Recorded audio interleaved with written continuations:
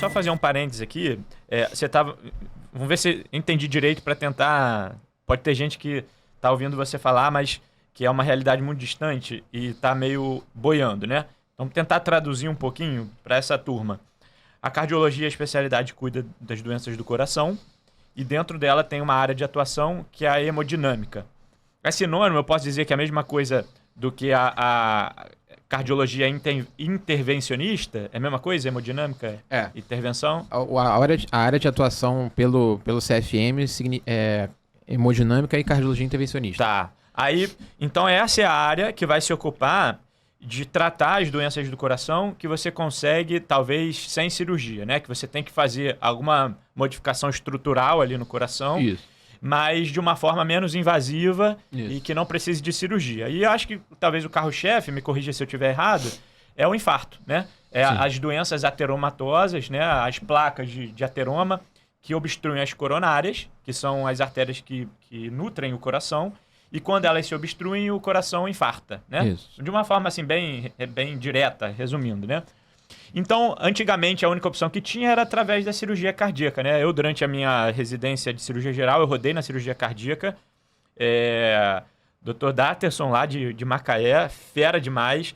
E foi muito produtivo essa rodada. Eu fiquei tão fascinado que eu quase enveredei para fazer a cirurgia cardíaca. Ainda bem que depois eu lembrei que eu não sabia nem ver eletro direito, então isso não era para mim, mas foi uma experiência muito legal. E era o que o Luiz falou, né? Você tinha as coronárias obstruídas, então a única solução que tinha era fazer uma ponte, né? Pegar um outro vaso e literalmente fazer uma ponte para que o fluxo sanguíneo chegasse ao coração.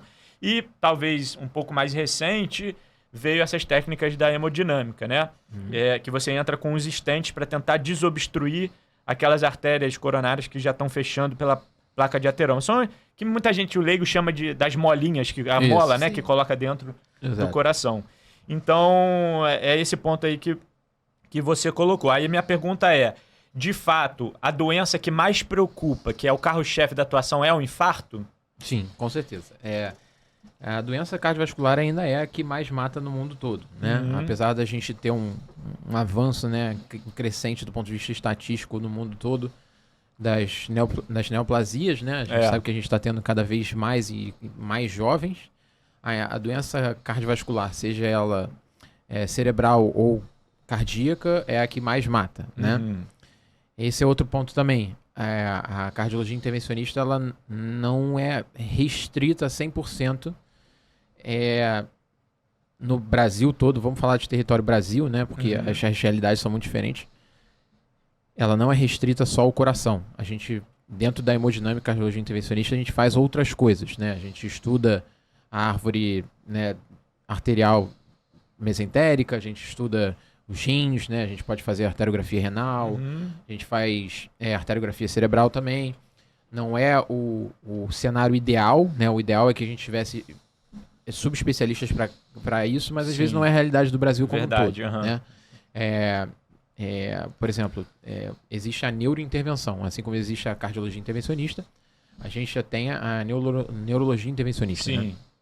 Mas a gente não tem neurologistas intervencionistas para cobrir o Brasil inteiro. Às vezes existem cardiologistas intervencionistas que acabam flertando com a intervenção, por exemplo, do stroke, do AVC. Né? Mas isso também é outra coisa, outro tópico. E é legal de você falar, porque a fisiopatologia... É igual. É igual, né? Sim, exatamente. Do AVC isquêmico, por exemplo. Exatamente. O leigo que é não o derrame, entende, né? O leigo não entende que infarto é infarto nas duas coisas. Infarto né? no coração e o infarto no cérebro, Exatamente. que é o derrame, né? Exatamente. Quando é o AVC isquêmico. Exatamente. Eu acho que o derrame, a palavra derrame para o leigo veio um pouco mais do AVC hemorrágico. Hemorrágico, talvez, porque são dois tipos de AVC, né? Derramou sangue na cabeça. Né? Mas o infarto cerebral, né, que é o AVC isquêmico, é exatamente o mesmo processo do que o cardiológico, né, do que o infarto clássico do coração. E falando a respeito disso, do nosso carro-chefe, assim, ainda talvez não seja o que nos dá mais dinheiro, digamos assim, do ponto de vista de formação, o infarto não é, hoje em dia, o que dá o retorno melhor pra gente. Primeiro porque existe um outro ponto que é muito polêmico. Eu até gosto de polemizar um pouco as coisas, porque eu acho que tem muitas coisas que precisam ser discutidas, porque senão a gente não melhora a nossa área, né? Exatamente. Por exemplo, no Brasil, a maior parte dos hemodinamicistas não recebe por sobreaviso. Isso é uma coisa importante. Então a gente fica de sobreaviso 24 horas por dia, 7 dias por semana e não recebe por isso. Você só recebe se você for efetivamente chamado. Uhum. E o infarto clássico, aquele infarto de, né, sinal de Levine, dor no peito, aquela dor que irradia para a mandíbula, geralmente para o braço esquerdo, mas pode ser para as costas, pode ser para o braço direito, ou pode não ser nada disso, pode ser só uma sensação, um mal-estar, né? Às vezes a gente vê muito paciente que é diabético, as pessoas acham que, mas como é que meu pai infartou se ele não estava sentindo nada? Ele falou só que ele estava se sentindo mal. Mas às vezes a gente tem apresentações atípicas do infarto. Às vezes são pessoas que têm diabetes ou até não. Às vezes é uma outra tipo de apresentação. Que às vezes tem um pouquinho de dor aqui no pé da barriga, como diria o leigo, né? Tem uma dor epigástrica aqui. Ou um mal-estar, uma sensação de opressão, assim, uma fome de ar, um desconforto que ele não sabe nem caracterizar, como se fosse um estado de ansiedade, e ele está tendo um infarto clássico, aquele infarto com supra, né, que geralmente está relacionado a uma artéria 100% obstruída. É importante falar que o infarto, ele classicamente, né, hoje em dia a gente tem a classificação universal de infarto, que ela compreende 5 subtipos, né? É difícil para o leigo entender isso, né? Você não precisa saber os 5 subtipos de infarto, né? Ainda mais o leigo, né? Nem os médicos no geral sabem disso, né? Que a gente tem 5 tipos de infarto. Eu não sei. mas o que a gente precisa entender dentro do ponto de vista de cardiologia é fisiologia pura, né? Que é uma relação de oferta e de demanda. A gente tem um músculo que precisa de uma quantidade X de sangue, nutriente, oxigênio, e uma oferta que ela é fixa ou variável.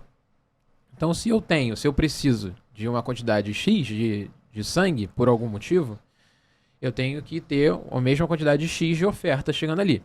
Se essa balança pesar para algum dos dois lados, a gente vai ter um desbalanço que aí pode gerar um infarto. E nem sempre isso é pelo infarto clássico de obstrução. Rompeu a placa de gordura e aí você gerou uma cascata inflamatória e obstruiu o vaso 100%. E aí, que é o que geralmente acontece, né? O infarto clássico, ele é o seguinte. A pessoa, ao longo de muitos e muitos anos, por conta daqueles fatores de risco clássico, eu sou hipertensa, diabética, obesa, sedentária, tabagista e história familiar, que são, né, os fatores de risco clássico. Ela vai desenvolvendo uma placa de gordura ali, né? Vamos falar do ponto de vista mais leigo possível. Sim. Uma placa de gordura. E essa placa, por algum motivo, ela vai crescendo. E aí, em um momento, ela se rompe. E aí, no momento que ela se rompe, ela expõe para aquela parede da artéria mediadores inflamatórios, que é como se a gente tivesse feito um cortezinho na nossa mão. Quando a gente faz um corte na mão, ali começa a sangrar, mas logo em seguida a gente já vê que começa a criar aquela famosa casquinha, né? Só que isso acontece dentro da artéria, e a artéria ela tem um calibre limitado, né? Então acontece isso, só que acontece esse processo, em vez de ser na mão para fora, acontece para dentro. E o espaço é limitado. Então, rapidamente, o que acontece? Aquela pequena ferida na placa de gordura expõe uma série de mediadores inflamatórios. E aí as plaquetas vão lá porque interpretam aquilo como uma ferida, digamos assim, para conter esse sangramento. E aí ela acaba fazendo um mal, que ela acaba fechando o vaso, cria um trombo ali, né? Uma rede de plaquetas e trombos e tal, um trombo ranizado, e isso acaba ocluindo 100%, e aí dá aquele infarto clássico que a gente vê com alteração no eletro, clássica, que a gente até consegue pelo eletro meio que subentender da onde qual é a posição que está acontecendo, o que está sendo feito e tal. Aí, o primeiro passo, antigamente, a gente chamava de infarto assistido, porque a gente não tinha o que fazer. A gente sabia que a artéria estava fechada, mas não tinha como abrir a artéria. Então, a gente assistia, literalmente. Na época que meu pai entrou na faculdade, o infarto com supra, ele era tratamento assistido. A gente via o paciente ali ter dor, aí ele ia ter dor. Se ele não morresse por aquilo, se não desenvolvesse uma arritmia, alguma coisa assim, aquilo ali ia passar, porque infarto significa, para quem não sabe, infarto significa morte celular. Então, a partir daquele momento que aquele tecido não está recebendo nutriente, ele vai morrendo. E quando ele morre como um todo, ele não sente mais dor, né? Porque o tecido está morto, né? E tecido morto não tem viabilidade, então não adianta nada você jogar sangue ali de novo, né? Isso é outra coisa que o leigo precisa saber também. Se a gente demorar muito para tratar um infarto, mas doutor, a minha mãe fez um cateterismo e a artéria dela estava 100% obstruída e ela ainda não fez o cateterismo e aí a gente vai colocar ela uma semana depois de fazer o cateterismo. Não adianta. Perdeu o time. Não adianta abrir essa artéria. Pelo contrário, a gente pode até causar outros problemas, né? Então, esse é o mecanismo clássico do infarto, né? Dessa exposição desses mediadores e desenvolver essa cascata inflamatória toda. Mas, existem outros cenários, por exemplo, a gente está vendo agora, você estava gravando em Curitiba, estava mais agradável, né? Mas aqui no Rio de Janeiro, apesar daqui da sala tá bem gostoso, mas essa relação de oferta e demanda, ela pode mudar, porque a oferta pode ser fixa, né? As artérias podem ser praticamente normais, ou ter uma plaquinha de 50%, uma placa de 30%. Só que aí você aumenta muito a demanda. É aquele cara que infarta fazendo atividade física, é a pessoa que infarta num cenário de desidratação, é a pessoa que infarta num momento de estresse muito grande. Por exemplo, ontem eu fui chamado para um sobreaviso, né, para um acionamento de um infartado, que a gente chama de infarto com artérias normais. As pessoas, o leigo não sabe que isso acontece, né? O coração ele pode infartar sem ter obstrução alguma, né? Por alguns outros mecanismos, né? Às vezes tromboembólico, às vezes desenvolve na Covid, a gente teve muito isso. Sim. Que se gerou um processo pró-trombótico, pró-inflamatório, que a gente formava mais trombos no corpo como um todo. E às vezes esse trombo pode sair dentro do ventrículo esquerdo, das cavidades esquerdas do coração, migrar e por um capricho, um capricho ruim, né? Ele ir para dentro da coronária e obstruir esse fluxo.